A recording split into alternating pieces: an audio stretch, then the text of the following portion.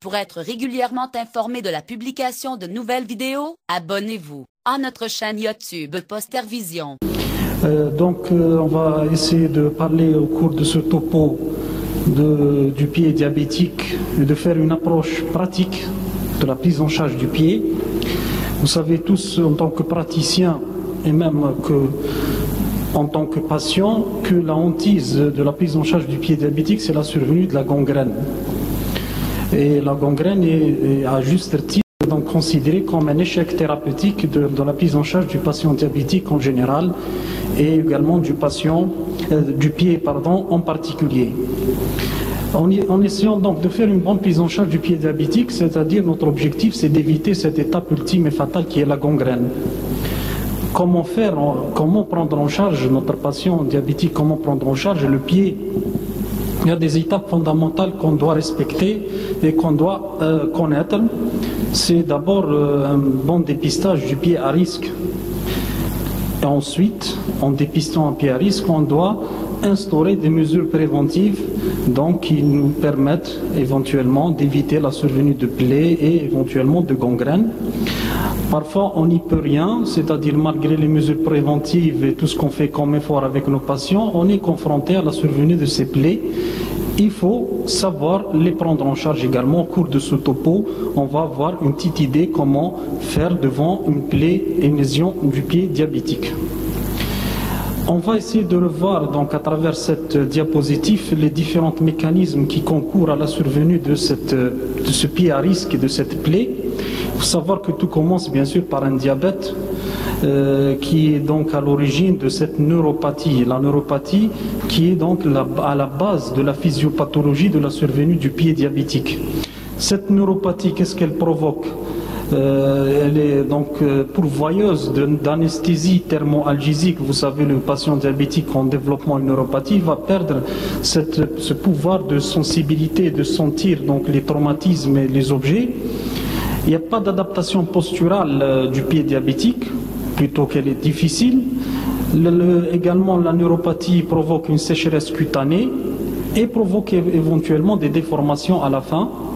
Ces différents paramètres sont à l'origine d'une modification des points d'appui du pied diabétique. Donc c'est une déformation et des points d'appui qui sont modifiés et qui de façon prolongée.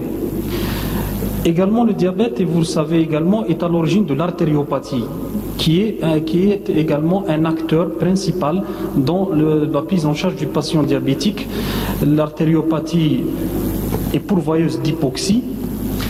Enfin, donc ces deux paramètres, la modification des points d'appui et l'hypoxie, vont concourir donc à la survenue d'un pied à risque. Donc il faut que votre patient a une artériopathie également quand il a un pied déformé et qui a de la neuropathie, c'est systématiquement un patient qui a un pied à risque et on verra tout à l'heure comment gratter ce risque. Quand on est devant ce pied à risque, il suffit d'avoir un traumatisme souvent minime. Ce traumatisme peut être provoqué par des chaussures mal adaptées, une petite brûlure, une hygiène négligée, parfois une petite hygiène, c'est-à-dire de quelques jours, suffit à développer une plaie sur ce pied à risque.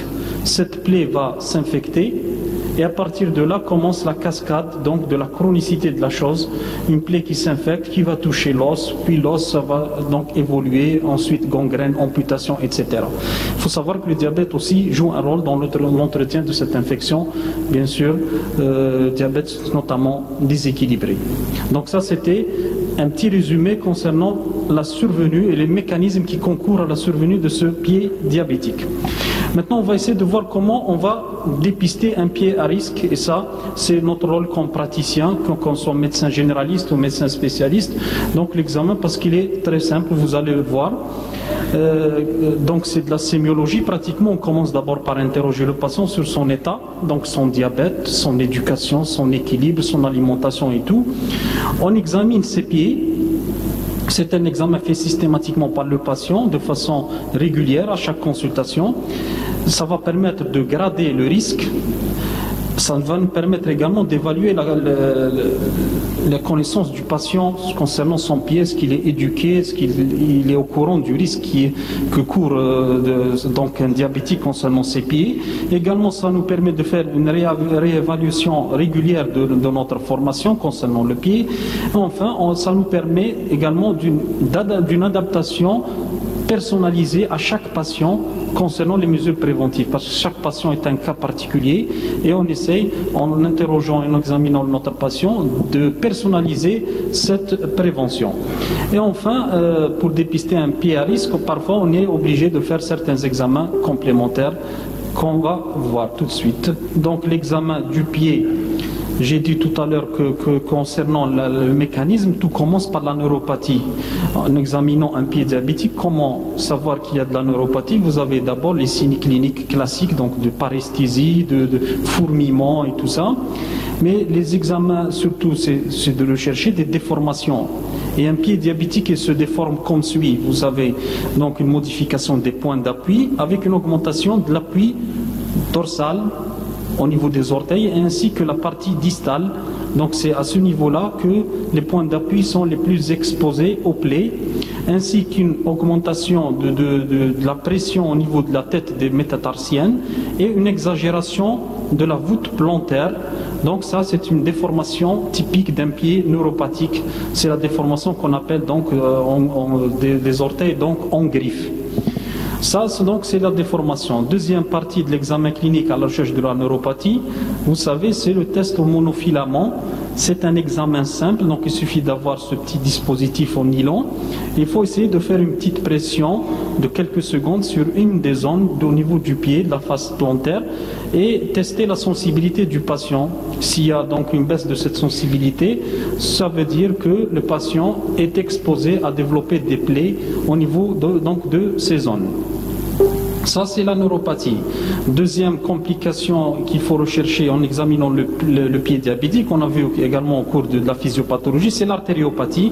Et l'artériopathie, on la recherche cliniquement d'abord, la claudication intermittente, l'époux qui commence à disparaître, l'aspect typique du pied à l'inspection, peau luisante, un pied maigre avec donc des poux qui disparaissent, c'est de l'ischémie. Et on peut confirmer ça par un examen simple qui est l'index de pression systolique. Donc c'est un dispositif, c'est le Doppler de poche. On essaie de faire et de calculer cette IPS. Toujours dans le cadre de l'examen clinique, on va également rechercher des déformations et des anomalies prélésionnelles, c'est-à-dire qui ne sont pas dues à la neuropathie. C'est des patients qui ont déjà des déformations avant donc de la survenue du diabète. C'est-à-dire c'est des déformations qui vont concourir à aggraver cette modification des points d'appui. On va rechercher également les troubles statiques et ou dynamiques, donc la station debout et la marche du patient diabétique. Qu'est-ce qu'il va y avoir comme déformation et qu'est-ce qu'il va y avoir comme modification des points d'appui. Enfin, l'examen clinique permettra de détecter quelques lésions et de les soigner, ainsi que la découverte parfois de plaies, carrément quand le patient enlève ses chaussures, on est surpris par l'existence de plaies. Des fois le patient ne les ressent même pas, il ne sait même pas qu'il a une plaie au niveau de ses pieds. Et également il faut évaluer les chaussures du patient. Voici donc l'exemple en photo des lésions qu'on peut dépister à l'examen clinique. Vous avez de l'hyperkératose par exemple, vous avez également des pathologies inguinales, donc des ongles, incarnés par exemple, des onychomycoses, etc. Donc ce sont des petites lésions qu'on doit rechercher systématiquement dans l'examen clinique. Et également vous avez les plaies, que ce soit des plaies surtout neuropathiques le plus souvent, que le malade ne ressent pas. Maintenant, pour dire que c'est un pied à risque ou non, il suffit d'avoir une seule réponse parmi toutes ces questions. Donc, vous voyez ici antécédent d'ulcère d'amputation, de la neuropathie au monofilament, au diapason, de l'artériopathie également. Il suffit d'avoir une seule réponse pour dire que c'est un pied à risque. Mais le pied à risque, il y a des grades. C'est pas le même risque pour tout le monde. Vous avez il est gradé en fonction de donc c'est le groupe international qui travaille sur le pied diabétique qui a établi cette classification du grade 0 au grade 3, bien sûr du stade le moins grave au stade le plus grave. Donc le stade 0 ou grade 0, c'est quand quelqu'un n'a pas de neuropathie encore. Donc c'est pratiquement un examen, le pied il est normal. Le grade 1, c'est quand quelqu'un commence à avoir de la neuropathie. Le grade 2, quand il a de la neuropathie associée soit à une artériopathie ou à une déformation. Et le grade maximal, c'est-à-dire c'est un patient qui a un grade, donc un haut risque, c'est quelqu'un qui a fait déjà un ulcère du pied ou qui est déjà amputé. Donc c'est ça la gradation du risque du pied diabétique. Donc une fois qu'on a gradé notre risque, qu'on a cherché les pieds à risque, bien sûr l'objectif de cette recherche c'est de faire donc une prévention. Vous savez que la prévention passe par une éducation thérapeutique qui est indispensable. Cette éducation est adaptée en fonction de la gradation du risque. On ne va pas éduquer quelqu'un qui a un grade 0 comme quelqu'un qui a un grade 3, c'est pas la même chose. Donc le grade 0, c'est une éducation généralement simplifiée et c'est un examen clinique qui se fait chaque 6 mois, une année, contrairement au grade 2, 3 où l'éducation doit être ciblée et répétée souvent dans le temps. Également, on profite généralement de cette éducation thérapeutique pour essayer de réaliser donc des appareillages adaptés, des chaussures adaptées à notre patient, à ses déformations. Et généralement, ça fait incriminer beaucoup d'acteurs, notamment les podologues, diabétologues, infectiologues. Plusieurs acteurs peuvent faire partie de cette prise en charge éducative du patient diabétique. L'éducation qu'on fait souvent, on répète à nos patients en consultation. Donc on insiste parfois en images, on peut avoir des brochures avec nous en consultation pour les montrer aux patients. On insiste sur une inspection des pieds, notamment le soir en fin de journée. Parfois le patient ne peut pas voir à cause donc de problèmes rhumatologiques, d'arthrose ou d'une mauvaise vision. Donc c'est une tierce personne qui va l'aider à voir ses pieds. On insiste sur l'hygiène bien sûr, chaque quotidienne, éviter de traumatiser, notamment en coupant des ongles. Également, parfois, on est obligé d'éviter l'utilisation de l'eau quand on a certaines lésions, type intertrigo, hyperkératose. On essaie d'adoucir également l'hyperkératose avec donc des adoucissants, notamment de la vaseline. Et surtout, le choix des chaussures qui est donc primordial. Il faut conseiller aux patients de choisir des chaussures adaptées et éviter de porter certains types de chaussures comme vous voyez donc à talons ou bien des chaussures qui exposent les orteils à des traumatismes. Vérifier toujours à l'intérieur de sa chaussure avant de la porter. Éviter surtout de manipuler ces lésions. Il faut toujours consulter un médecin. Il ne faut jamais donc manipuler les lésions. Il faut d'abord avoir un avis médical. Attention également aux sources de chaleur, parce que quand un patient a une neuropathie, c'est quelqu'un qui perd la sensibilité du pied, donc il ne ressent plus la chaleur.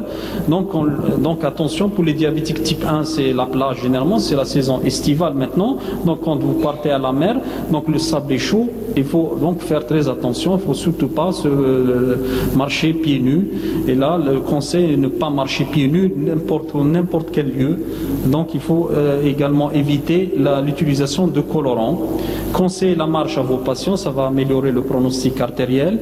Et bien sûr, abolir le tabac qui est néfaste, que ce soit donc sur le plan cardiovasculaire ou sur le plan pied. Donc le tabac reste néfaste pour la prise en charge du pied diabétique. Maintenant, dernière étape de la prise en charge du pied, quand on a une plaie, parce qu'on a essayé de faire une prévention au maximum avec nos patients, mais des fois on est impuissant devant la survenue de pied, d'une plaie, pardon. Donc, mais il faut savoir donc présenter une conduite à tenir adéquate. Vous savez, d'abord la plaie, quand vous recevez un patient en consultation avec une plaie diabétique, il faut savoir stadifier ou classer cette plaie. La classification qu'on utilise actuellement, c'est la classification UT de l'Université of Texas, qui classe la plaie donc en grade et en stade.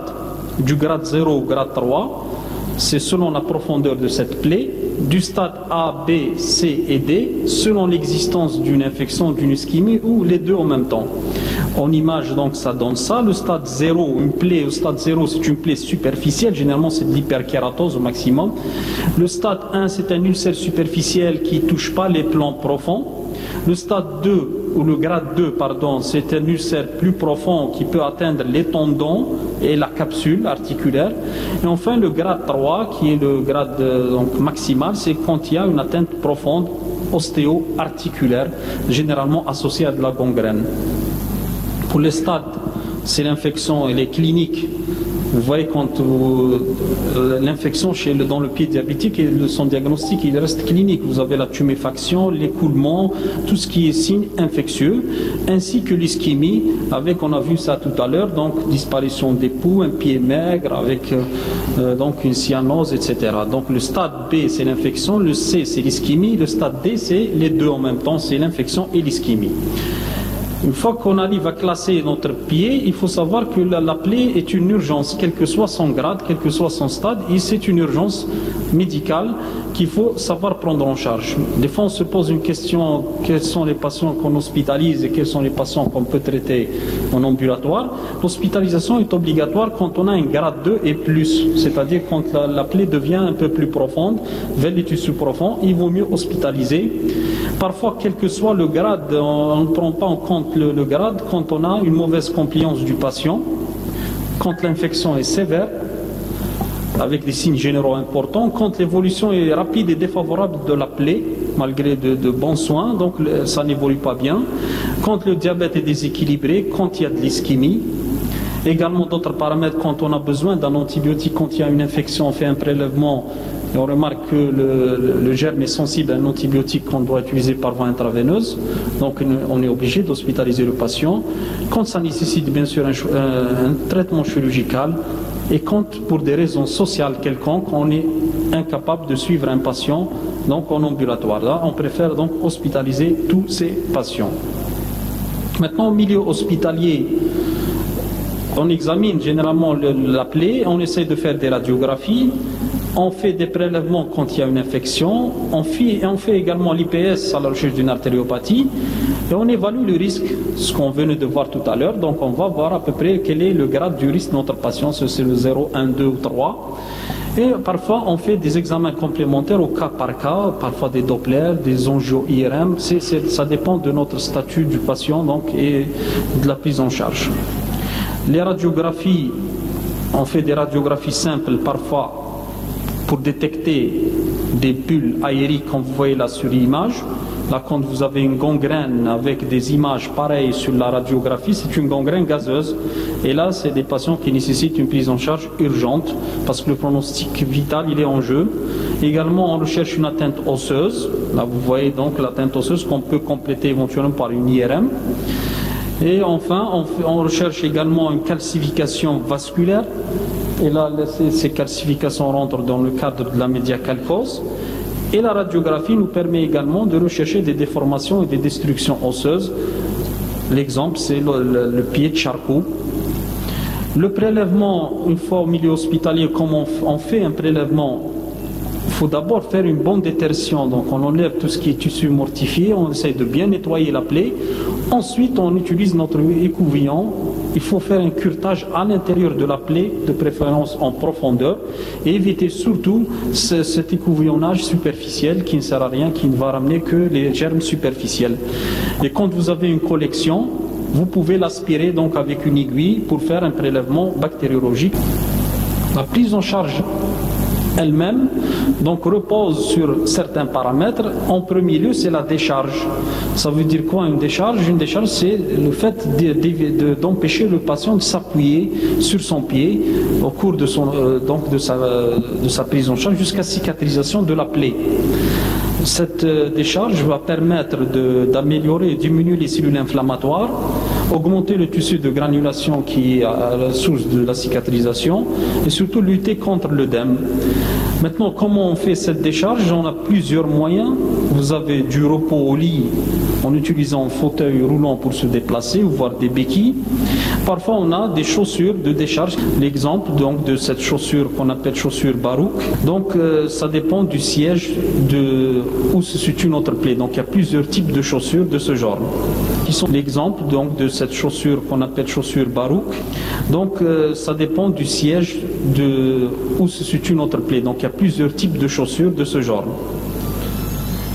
Deuxièmement, donc une fois que vous avez assuré une bonne décharge, le patient ne s'appuie plus sur son pied, donc il faut vérifier le statut vaccinal antitétanique, il est préférable de le vacciner. Ne pas utiliser des antiseptiques ou des antibiotiques locaux parce qu'ils n'ont prouvé aucun intérêt, scientifiquement parlant, par les différentes études. On essaie de faire un lavement quand on fait les soins, un lavement non traumatique simple avec du sérum physiologique.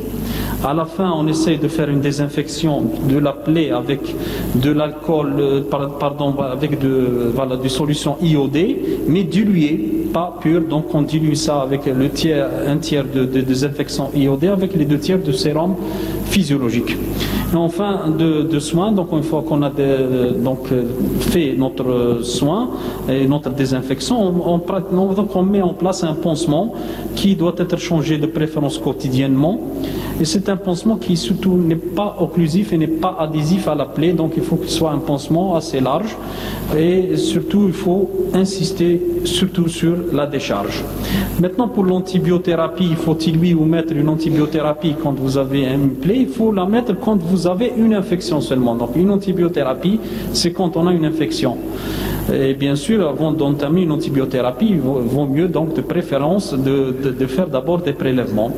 Quand on met un antibiotique, quel est le pari? Donc il faut savoir couvrir surtout le staphylocoque aureus et bien ensuite adapter notre antibiothérapie en fonction du prélèvement et des résultats bactériologiques et tenir compte de l'atteinte ostéo-articulaire ou non.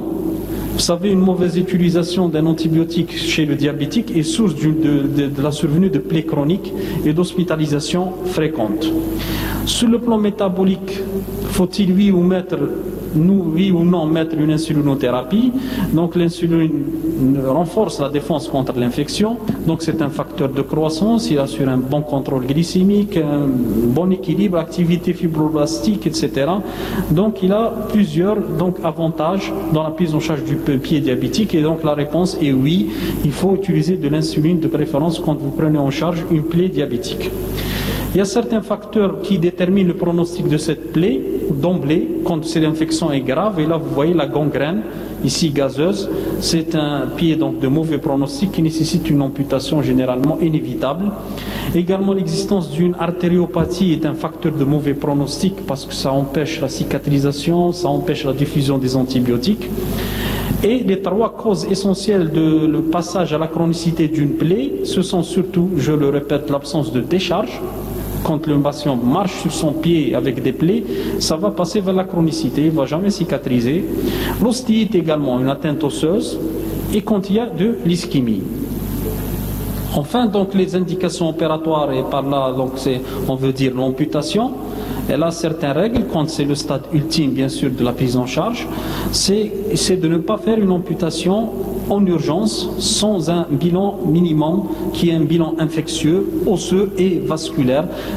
Sauf dans certaines situations urgentes, comme celle-ci qu'on venait de voir, la gangrène gazeuse, on est obligé de faire une amputation rapidement parce que ça engage le pronostic vital du patient. En dehors de ces urgences, il faut prendre son temps d'abord de faire un bon bilan du patient avant de le confier au chirurgien pour une amputation. Quand un patient n'a pas d'artériopathie, on fait une amputation quand les lésions sont nécrotiques, quand il y a de la nécrose, et cette nécrose elle est irréversible. Et quand un patient a une artériopathie, bien sûr si c'est disponible, il vaut mieux faire un geste de revascularisation d'abord avant de faire une amputation. Ça va aider à limiter un petit peu le niveau d'amputation. Il faut surtout savoir que l'absence de cicatrisation d'une plaie n'est pas une indication systématique à une amputation. Il faut savoir être patient et prendre tout son temps à soigner cette plaie. Ça pourrait réussir et bien sûr ça pourrait guérir.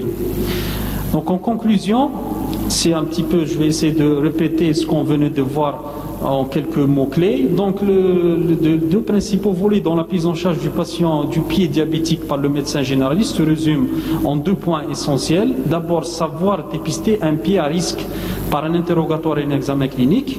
Et à travers ce dépistage, on renforce notre éducation.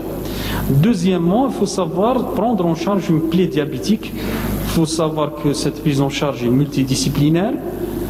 Il faut explorer cliniquement et de façon également paraclinique cette plaie, la classer en fonction de la classification UT qu'on venait de voir, surtout décharger votre pied quand vous avez une plaie, bien utiliser les antibiotiques, également savoir faire des soins locaux et des pansements adaptés, et enfin c'est la prévention qui est donc le primum movens de la prise en charge du pied diabétique. Merci d'avoir regardé cette vidéo. Abonnez-vous et partagez-la sur Facebook. À très bientôt pour d'autres vidéos.